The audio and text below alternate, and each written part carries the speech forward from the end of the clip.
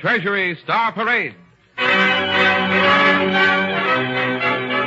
Under the personal direction of William A. Beecher, with Al Goodman and his orchestra, and Henry Hull in a special presentation called So Long, Son.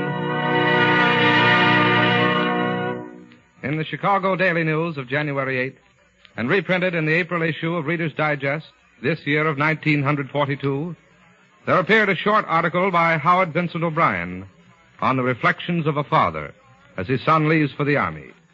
That article we are privileged to present today in a special radio adaptation played by Mr. Henry Hull.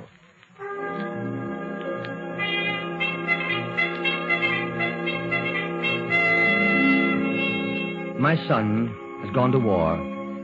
Came home from school one day, burst in the front door, threw his bag on the floor. Why, for goodness sake, son, something the matter? Hello, Mum.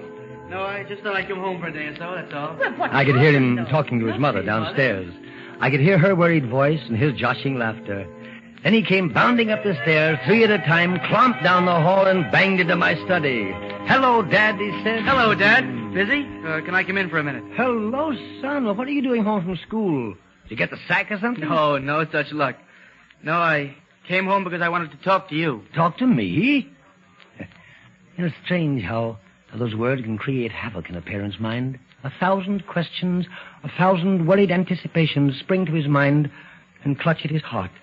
But usually you're pretty casual about it, and you say, all right, what's on your mind, son? Wait a minute till I light up the old pipe. I sat, waited, and watched him. He's a fine-looking lad. I felt myself getting kind of funny inside, and proud of him, and yet somehow a little frightened, too. And you have them, you accept them, they're yours, and suddenly they're grown up. And mysteriously, not yours anymore. They're not anyone's. They belong to themselves. His pipe began to draw, and he sprawled out on the couch and blew a huge smoke ring to the ceiling. I couldn't help smiling. There was a minute's silence, and then... Dad, I want to enlist. What? I couldn't believe my ears. Maybe I didn't want to believe them. Back in my mind, of course, I'd known that all this had to happen someday. But he was only a kid.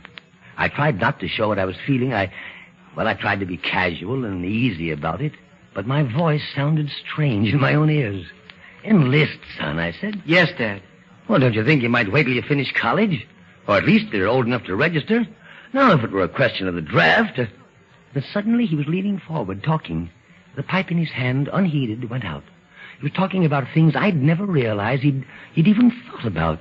Things like peace and democracy and the rights of free men. Don't you see I've got to go now?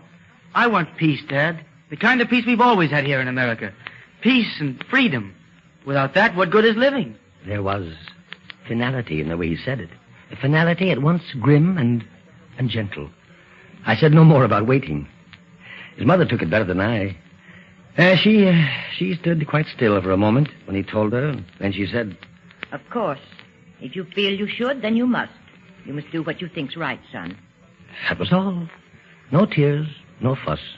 And I wondered for a moment. Women are strange. They get at the heart of things so much quicker and more surely than men. So the boy went down and enlisted, and, I went with him to give him the go sign. Then he went back to school to wait. It didn't take long, and he was back home again. The house was the scene of furious activity for 2 whole days. Then we found ourselves, just the 3 of us, alone in the front room.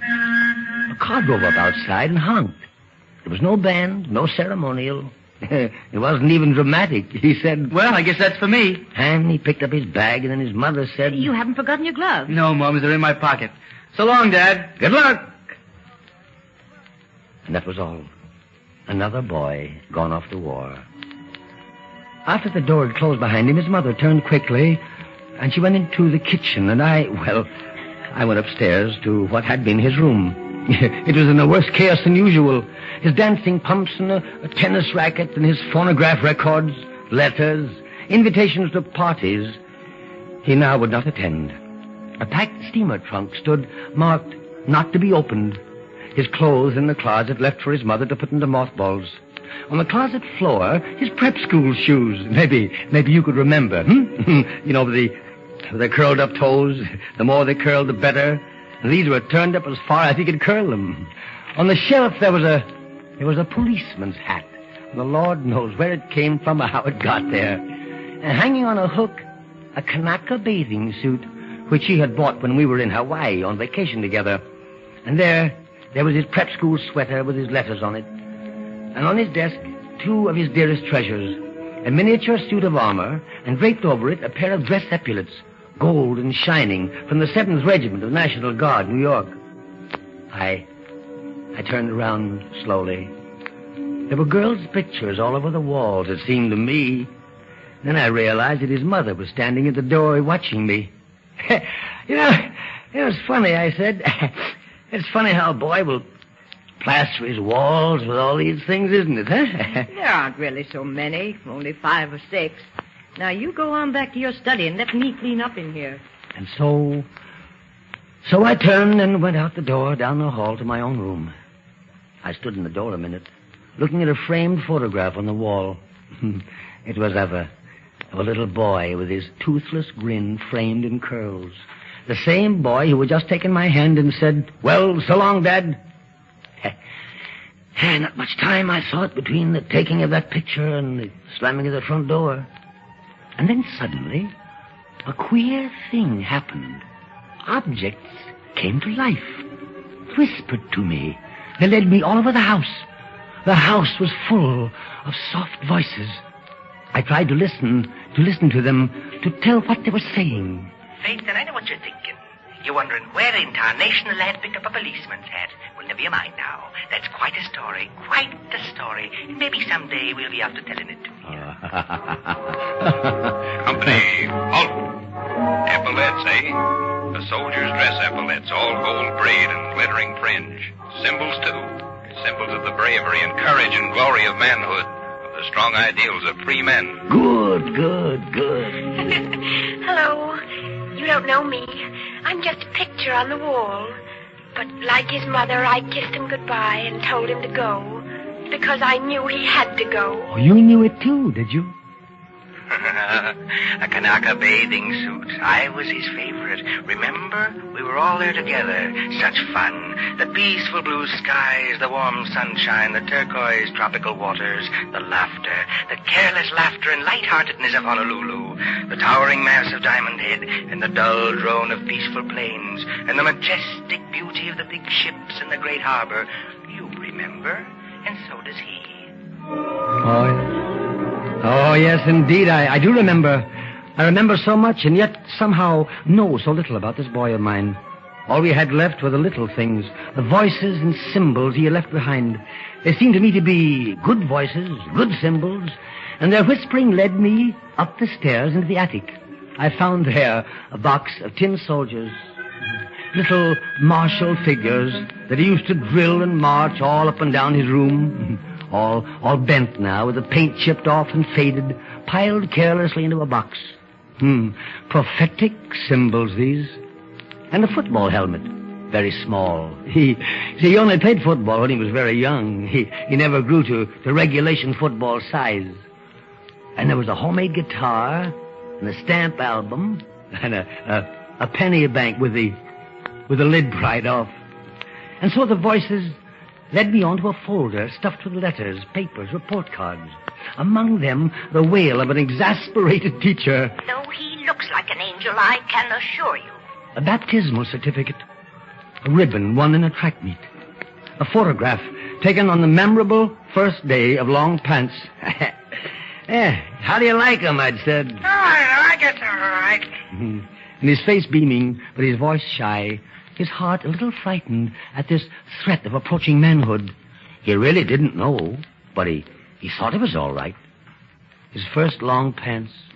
I sat down and thought how time had flown. Why, it was only yesterday when I'd held him in my arms. And that somehow made me remember all the scoldings I'd given him, the preachments, the exhortations to a virtue and wisdom I did not myself possess. And then I thought, what fools we are with our children, always plotting what we shall make of them, always planning for a future that never comes, always intent on what they may be, never accepting what they are. And so, before we know it, they grow to manhood and womanhood, and the responsibility of a world falls heavily upon their shoulders. Shoulders we would have thought too young, too inexperienced to carry such burdens. But when we would delay them, save them for a few days or weeks or months, that quiet smile, that firm voice. No, Dad. I've made up my mind. I've got to go. I want peace, Dad. The kind of peace we've always had here in America. Peace and freedom. Without them, what good is living? Yes. Yes, we have a right to feel proud of them. And as I stood there in my attic, my brain full of the voices that had come alive out of my son's past, I could hear other voices, strange, fanatic voices, crying across the sea. America is soft, degenerate. Democracy is outmoded, outborn. The youth of America have no ideals, no enthusiasm. The youth of America is soft, degenerate. America! The youth of America degenerate or soft? Ah, no. I've looked into my son's eyes. I've heard his voice. Without peace and freedom, what good is living? Why, the whisperings in my quiet attic ring clearer and stronger in the world than all of the shouted fanaticism, the screaming nationalism, the diving of planes and the roar of guns and churning of great ships in the sea. All their voices are quiet. All their departures are without drama. And that's just the way it should be. Their enemies were trained for war and victory. Our boys were trained for peace. But theirs is the greater strength, the greater courage, because it grows out of themselves and their own firm realization of the task before them. When these others fail, when they find they are not invincible, when that happens, the strength of men who want peace is the greater strength, and their quiet whispering in 10 million homes, the strongest voice in the world. My son has gone to war. Well, Curlyhead, you're a man now. I hated to see you go, but I wouldn't have halted you. No, not if I could. I can't pretend I'm not sad, but I'm proud, too. So long, son.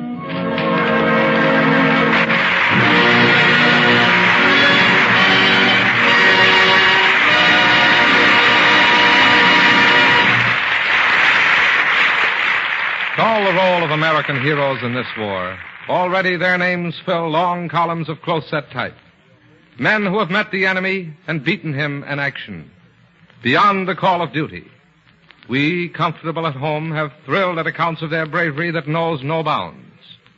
How would you and I meet such a call? Here is a way we can find out. Our country is calling us right now to perform a very simple and a very positive duty. We are asked we must invest in war bonds up to 10% of our income. That means 10% of all our income. Wages, overtime, bonuses, rent, dividends, and profits. As good Americans, as patriotic citizens, naturally we will fill our quotas. But why not go beyond the call of duty? We can do more. Let's do it. Make our war bond buying stand out. That's one way we can show our appreciation for the glorious achievements of America's present-day heroes. Men who know duty as something to go beyond.